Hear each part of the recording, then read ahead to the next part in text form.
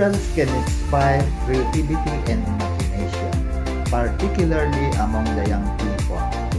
Kap, ano ang naging inspirasyon ninyo para gawin itong particular na mural? Yes, good morning to each and everyone. Pertains to this mural paint, parang gaganaan kami mga barangay officials of Lower Dagsian, Baguio City, and also the daycare service parents group. Kasi with the sponsorship of Leandro Yagot, natulungan kami sa pagpipinta. Dinala ni Councilor Yagot yung mga team niya, volunteers, mostly yung mga estudyante na volunteers, and they help us in painting our frontage of the daycare center. Ilang days na natapos yung painting? Yeah, it was done in 3 days, pero from 1 p.m. to 5 p.m. With the presence of our child care pupils. Kaya nanon sa sa hapon, kasi gusto namin na yung mga pupils andun sila na nanonood upang maturuan din sila na gumawa ng paintings. Murals can be used as educational tools to teach history, culture, and art appreciation. Kap, maaari mo bang ipaliwanag ang konsepto o mensahe sa likod ng mural? Bakit nila ginawa yung mural? Ginawa nito upang to show to our children's na barangay constituents. To our barangay constituent to be presentable to our daycare center, so that lahat ng mga pumapasok ay makikita nila na ay maganda pala yung mga daycare center nila, at saka yung mga bata rin kapag pumapasok sila maganda yung tingin nila, tinitingnan nila yung mga paintings, ganun yun kami yung gumawa doon. Kaya so that kasi yung mga children's natin, we do not know in the future, someday ma-inspire sila. Baka meron din silang mas maganda pang idadagdag sa mga paintings, and also to their brothers and sisters in the future. Okay.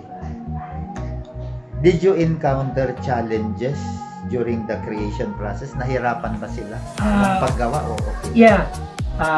Sometimes, one day, nung nandito ako, meron yung isa na nag-iisip mo na what is the best so that our pupils or daycare center will be inspired. Yan ang nila, kaya iniisip nila, ito yung maganda para sa mga bata.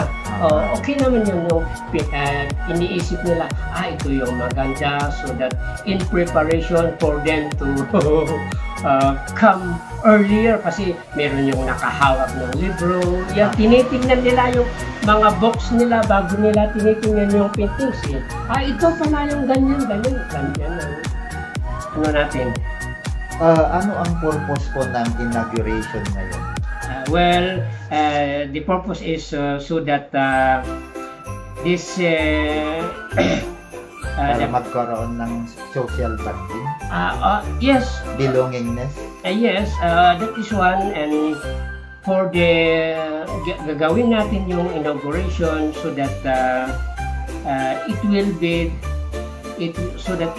transferred to us barangay officials and to the daycare center for the proper maintenance. Nag-participate ba ng mga barangay officials sa pagpinta ng murals? Yes, we joined them, but we just give them the materials, and we we also let them, okay, this one, then we just help them, but actually the volunteers are the one doing the paintings. We are just around. We are just around looking at kayo them. ang moral support. Yeah, moral Nagbigay support. ng Actually, moral support. So, Any message from the barangay constituents? yes. May mga projects ba kayo na iniisip para well, sa kabutihan ng barangay? yeah, as of this time, we are also planning. We will again going around to our barangays and knock on them so that May Christmas caroling ba kayo? meron yan kasi it's already Christmas and yung mga barangay officials natin ay sa pag-uwi ng mga bata pinupuntahan namin sa mga bahay-bahay nila. Kumusta yung anak natin na nag-aaral sa daycare center? Okay May naman. follow up. Parang nagpa-follow up kami sa kanila. Okay. Thank you po, Kap. Okay, thank you very much and God bless to each and everyone. Here at the Lower Laksan Barangay Daycare Center to witness the mural painting inauguration this morning. So we have here Councilor Yamot, Councilor Yaranon, and representative of Mr. Quadra, Charlie Buangan. And JD Balahadja.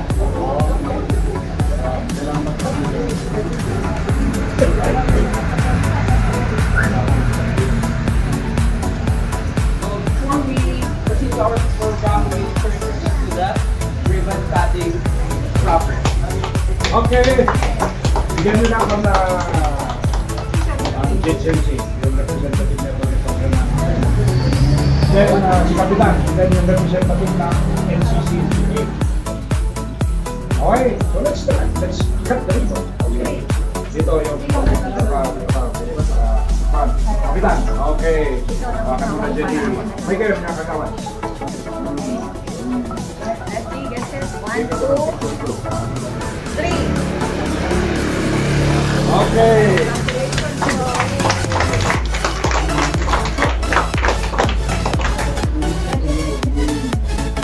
And now we will be proceeding to our invocation by Kagawan Charlie Sarge. Lahat ng mga bisita, lalo sa mga councilors natin, welcome, at sa mga representatives ng Janhe, welcome. Lahat tayo ay welcome dito sa Lower Dagsyan Barangay for the mural inauguration of our daycare center. Okay, thank you. Welcome. Okay, thank you so much with that, Cap Henry. Now, as we can see the very beautiful and very creative painting here, now let us call Councilor Leandro Yamot to give us the rationale behind this beautiful painting. Okay, I'll be very brief. First and foremost, our greetings to the Mayor of Lower Dagsyan Republic, Kapitan Henry Parlican, and all the members of the Barangay Council. Ang nagamat, nag-uniform na kayo pa eh. Paibagay pa yung kulay na diwal. And of course, we're supposed to have Attorney Marlon Patra, President of the Consensi.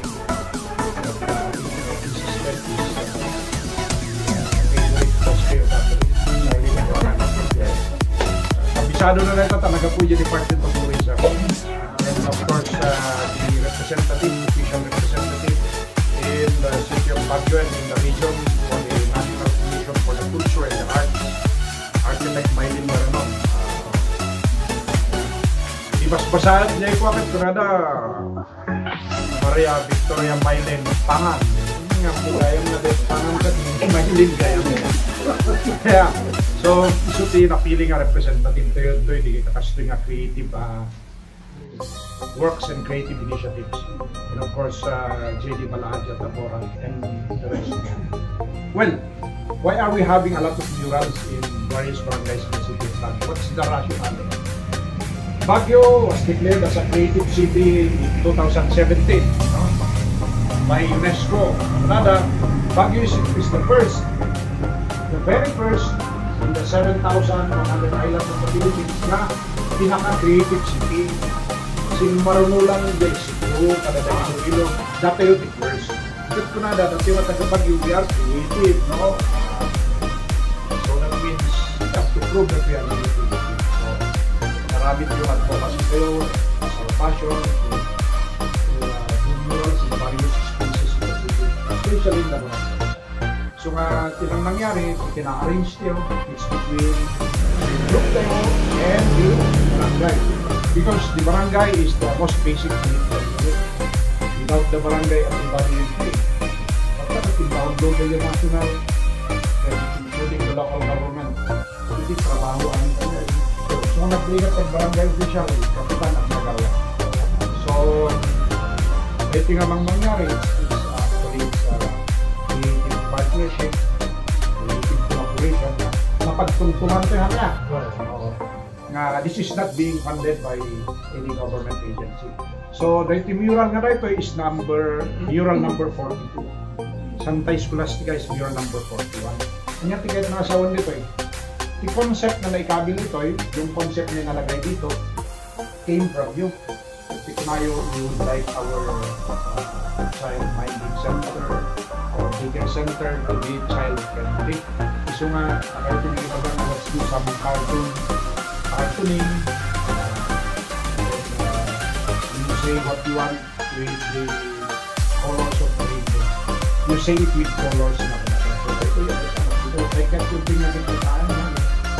Kita sabong, animals, cartoons na. But how I wish that we will do more, we do one for our so nga, ang kita kayo public space or a private space na Ijay in One Happy Barangay, you are the first na malpas nga dati kasi na Deluhal na Happy Barangay. I made the layout of several cartoon characters. Kadi ka paborito ti Big Ijay man lang and Daycare Center na. Siya mismo nga nag-layout and then I asked the apprentices make the residents the art tumulongin naman finish. But I'm looking forward na dapat tinalaw-lawan kasi naman napagaramidan tayo history and culture ito lower than siyan. I ask you, amoy ba no kaya nagbalin na gatiyan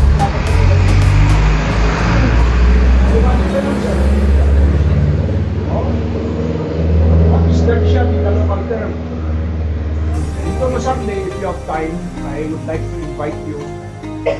This Sunday, we will inaugurate one big mural in Maniboy, Isang Surong. So, mga may din, 11 o'clock. Then, nagpartida, birthday may sa Kagawan. Kapag nga, Isang Surong, Isang Kano is the valley, lots of springs and brooks na pagsaksak duwan ng tao.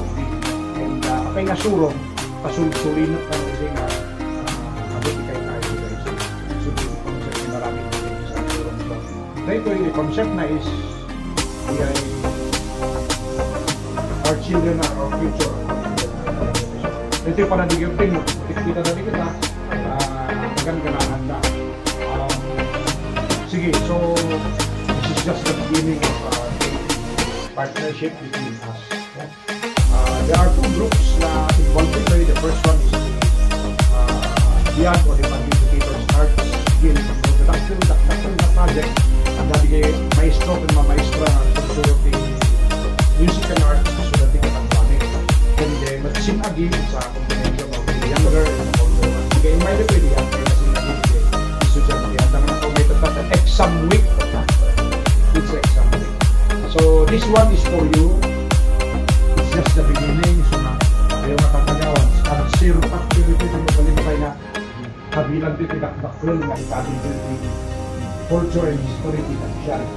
Lumapang kayo Bakakong Norte, ang dati President nga Palpasen Winjay, Bakakong ko na Ibaka, the barangay Bakakong Norte came from the term na Bakahan, the Ibaka, ano iti Mamdudkeng na di kanal.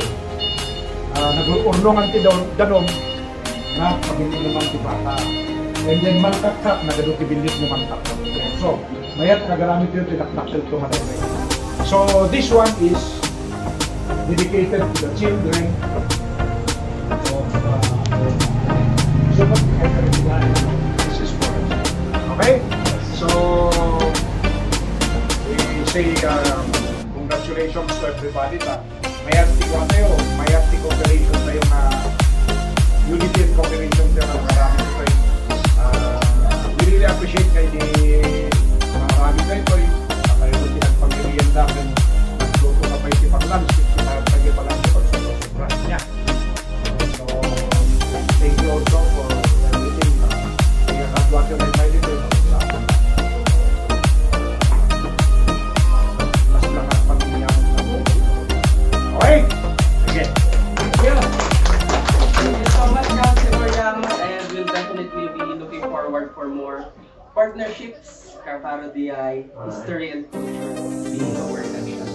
And with that, may we call Sakawan Maribel to introduce our guest speakers. Good morning, everyone, sir. It's my privilege to introduce our guest speaker.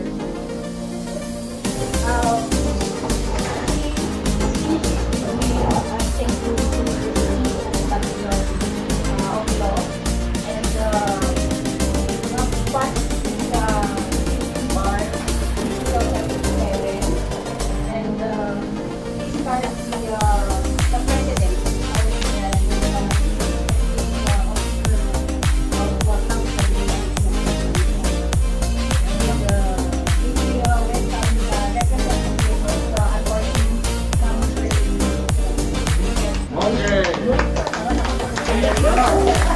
Soon you will become president. Maraming salamat po at magandang umaga sa lahat. So, it's a privilege. Maraming salamat sa Councilor Ramos and then my friend. So, thank you for having us, inviting us, and this collaboration of our daycare center here at Lower Nagsian. So, from President Marlo, we applaud your efforts towards creative tourism. So your walls here, sabi nga po ni Councilor kanina, if you can find a bigger one that can be appreciated by more people. Our walls and other open spaces are now providing us a medium. So it's a canvas already to a perfect setting where artistry and environment preservation can converge. So it's a very, very good example. So sabi nga ni Councilor kanina, it's a very good example. It's a very good inspiration for other artists. But most importantly here in Lower Nagsian, for our students, for our future students, and maybe in the future is sila naman ang mga next artists natin. So, yun, as mentioned also, since this is the 42nd, second, and I will be graduating on the 41st, we travel. So, as a UNESCO creative city, we travel around and we can see the work of our artists. And we get to reflect on stories of people who are proud of our culture. So, this one, sabi nga natin, as per your request, because we are catering to our daycare students, so cartoon na, but still, the artist needs. So, maraming salamat dyan. Kasi, tulad po ninyo, we at GHMC, we embrace also the principle of being one. So, as one GHMC, nakikita naman po dito, one Lower Nagsian. So, it's a vision where we work together harmoniously towards common goals. So, as stewards, kasi kami rin po, tagapamahala ng John A. Sa si Cap, na mayor din ng Lago ng Lower Danshan. So we are sure, pangapangalaga po tayo of a testament, we serve as a testament to our history, where our mall is centered on our values and ideals in safeguarding a landmark. So this can be considered as one landmark of Lower Danshan. That's where it's actually where we can showcase our resilience throughout our struggles. So as we move forward, we strive to safeguard our spaces for our communities, our children to enjoy, much like the murals that we celebrate today. So from JHFC, maraming salamat and congratulations. So, I have a question. Yes, sir. I have a question, and the officials of Lower Danshan are listening. Residents are listening. When will we start our creative partnership with GHMC? The President, Marlo Atty. Quadra, committed that we will be launching a big mural which we shall do together with your group, with the most recent inauguration of the biggest mural in Baguio, I suppose. No, the Department of Tourism love to build this mural at Cancel, and maybe we can come up with a bigger one. Kasi Director Tanggol, Kadapi Tanggol of Department of Public Works and Highways said that they will also sponsor one. So if we can immediately start sana yung, di ba we already Yes, sir. talk on that. Para habang bakasyon pa, pwede natin gawin. Kailan kaya? As of now, sir, I cannot commit the date, but I'm quite sure that we have a spring calendar. And our president is already indicated also one of the departments in projects. And probably, if I may suggest, ewan ko pa yung Marlon or JD, there are 14 barangays within the areas of JSNC. If you can spread it out in these barangays, it will also do to beautify these barangays and in the JSNC in the city.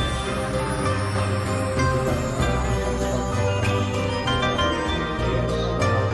So, ganun. So, I hope we can do that soon kasi sa PWH, dun daw sa entrance ng platform namin natin.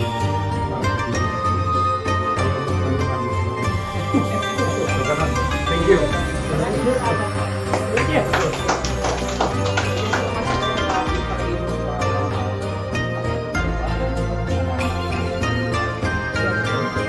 By the way, kaya nandito si Architect Maylin na nag-donate din sila sa ating tour na ginagawa.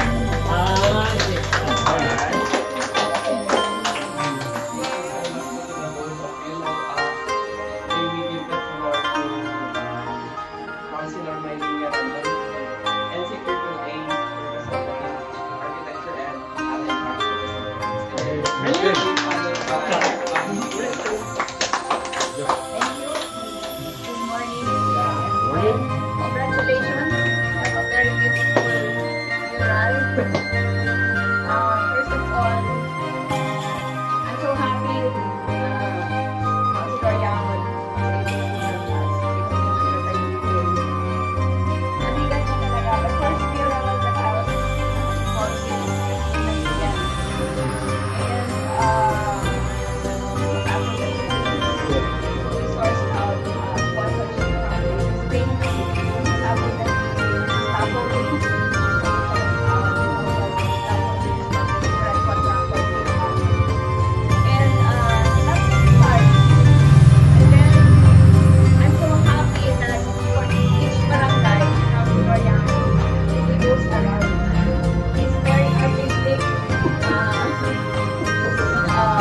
I'm very proud of Councilor Yang.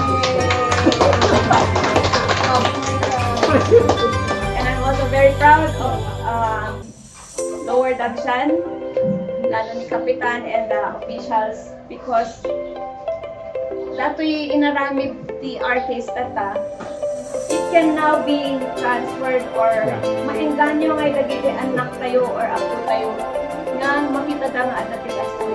If there's a space anywhere, allow them.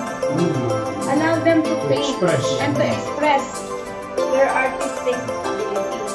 In any way, it can be in painting, it can be in makita kayo the livelihood you dito.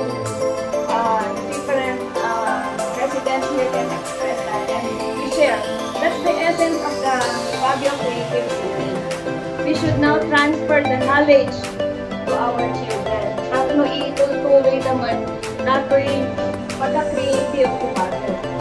If you remember, Hong Kong, Typhoon Hong Kong, na nag-landslide sa Tobon, they were able to recover yung inagamit nila isang artist. He got pieces of stone and then he made it into trees, wired trees. Even in the earthquake, how did we recover? Here women tayo, we had our crochet or knitting. Because creativity can transform our economy into better lives for each one of us. So that is one of the basic gifts that we were given by God. And recognized po yan ng UCC, yan ng NCCA and the UCCN. That's why we were given the designation of a famous. Wow.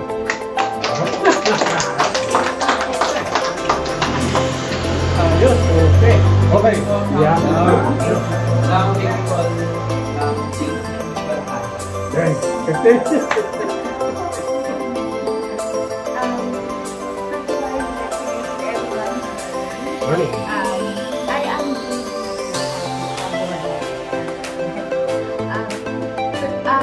gusto ko rin i-congratulate for this very with the efforts of Councilor Yap, nawa tayo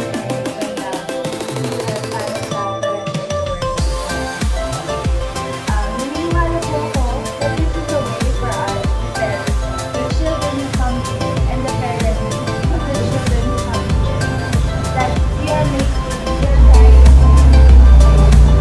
a better isang responsibilidad po natin bilang isang taga-Baguio, maging creative at panindigan ng pagbilan ng creativity. Hindi lamang po para sa ating mga turista, kundi para sa mga nakatira din po dito. Maganda po yung nagawa natin dito and nakateam din po siya para sa mga bata. So, congratulations po sa ating kapitan na nag-cooperate po with our artists and sa ating mga barangay, sa ating mga SOP, sila ng HMC, Tita Myler, and Tita Rialdo for doing this project. Sana po marami pa po katulad nyo na mga kapitan na makipag-cooperate po sa creative design. Yan po, maraming salamat po and congratulations po.